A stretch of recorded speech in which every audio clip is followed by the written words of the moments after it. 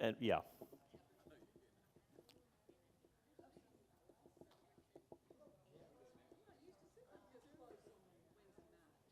Do you want me to move up closer? All right, everybody, we are going to be looking this evening at Acts 2.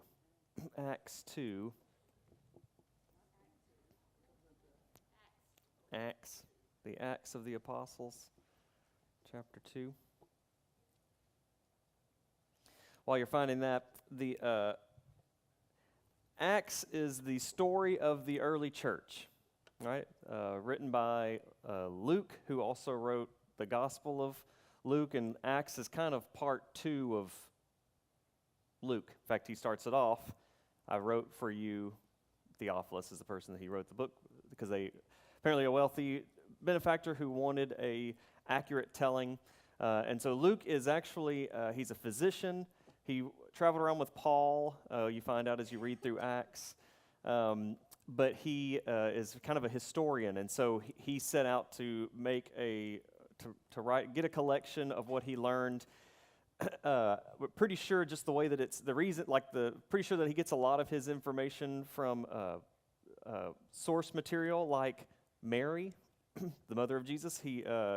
Which is probably why the creation story in Luke is so much longer. I mean, not the creation story, the birth story in Luke is so much longer, and it also holds things like the Song of Mary and what happened with Mary and Elizabeth, probably because he got that story straight from Mary. But anyway, all that to say, he's a historian. He found the people and he asked them the questions. He was not probably around when this stuff happened. He found out later, but he's an accurate historian. And so in Acts, he tells the story. Luke is the story of Jesus, and Acts is the story of the early church after Jesus' ascension. In chapter 2, so y'all remember how, Jesus goes back up and the church is waiting around and they're not sure what to do. And even in the beginning of Acts, you get a little bit of Jesus telling them what to do until he comes back. And he tells them to wait here for the Holy Spirit. And in chapter 2, that's when that happens. So the Holy Spirit comes upon them in the upper room. They go out into the world, and Peter preaches this great sermon. People hear it in all their different languages. That's where we get and it says tongues of fire come upon them. That's where we come up with speaking of tongues. Jeff and I were talking this morning. I think it should more accurately be speaking in ears, because when it describes what happened, they said we all hear one person talking in our own language. So it was more of the miracle it wasn't that they were speaking some special language. The miracle is kind of that the people are hearing it in their own language and dialect perfectly. And so, but anyway, that's kind of an aside. So that happens, and who remembers how many people were added to their number that day? 3,000. 3,000 are added to and the church begins on that day. The indwelling of the Holy Spirit. And the first 3,000 in addition to those who had been followers of Jesus, which is the apostles, and some other, we know that, like Mary and Martha, and there were a couple of other people in those rooms, some other disciples. I think it's also important to know that how many disciples did Jesus have? Well, there's 12 apostles. But he had more disciples. He had a lot of disciples. In fact, at some point, he had like 300. And y'all remember he said the thing about you have to eat my flesh. And some people got weirded out. And then it said they were left with only 70. So we know at that point, there were 70 people that were that he would call disciples. People following Jesus around. But there were 12 that were the close. And they're apostles. They're the ones that kind of carry the message of the church. And then there's 3 that are even closer to Jesus. They get to go up on the mount and stuff like that. So anyway, there's other followers of Jesus other than just the 12 apostles when Jesus dies. And so that's how this early church starts. And then there's really interesting, what we're going to talk about today is verses 42 through 47 in chapter 2. It gives us this short little glimpse. It has just told that story. The 3,000 people have just been converted. And then it gives us this short little glimpse into the life of the early church. It's just 5 verses. Kind of tells us what they were doing, how they were interacting with each other. And I believe this short passage serves as an example of what the church should be. That's the reason that Acts is written down. Like in fact, I've heard a lot, if church planners will say, if you want to plant a church, Acts is the blueprint. How do you plant churches? How do you grow a church? Acts tells us that. Epistles tells you how to handle situations, things like that.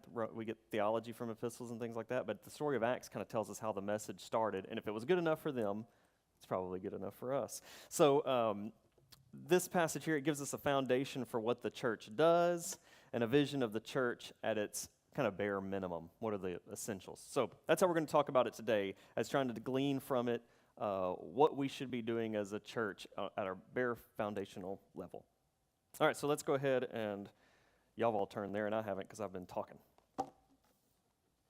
We're going to go kind of verse through verse and walk our way through it. So I'm going to start with verse 42.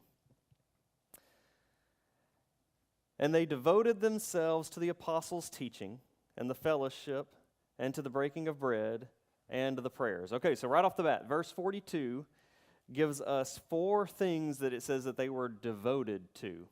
If you want to read back previous one verse, so those who received the word were baptized, and they were added to that day about 3,000 souls. And then the very next verse that I just read tells you what those people are doing. So 4 things that they are devoted to. What does that mean to be devoted? Do what? In love? Dedicated? Committed? Spend time doing, yeah, that's good. Something you put your time and effort into. Was there anybody else that said one that I missed?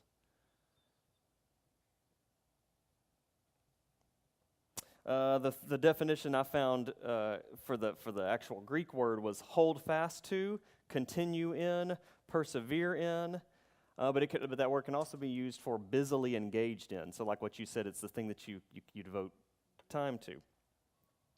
So that's what the apostles are supposed to be devoted to. It kind of contains all of those words, aspects of all of them. The content, so the first thing is apostles' teaching, okay? Now, what were the apostles teaching at this point? Jesus. Yeah. Christ crucified. There's resurrection. He's the Messiah. And I'm assuming everything he told them. So their message at this point was all that. This is why what makes them apostles, and the rest of us just like we are disciples of Jesus. A disciple is just a follower, but they're the apostles because they were the closest to the source, and they had the authority to pass down what Jesus had given them. Some of them wrote it. Some of them just taught it. Some of them, you find out in Acts, died very early on, but that's what made them apostles and what makes apostles different from just general disciples. So they're teaching everything Jesus had told them. That's how, Jesus didn't write anything down, as far as we know. We don't have any epistle of Jesus, right? So everything we have is what other people wrote down about what he said. It was coming from their memories and the Holy Spirit working through them. So they would have been telling us what Jesus had told them and then what they had witnessed. The miracles they had seen, the death and resurrection and all of that stuff. So that is what we have in the Bible. So if we were trying to learn the apostles' teachings, we're going to study the Bible, right? Because the apostles are all dead. So we have to go with what they have left behind for us and what the church has passed down for us. So the contents of the apostles' teaching is what we have in the Bible and what we have written in the Gospels and the epistles.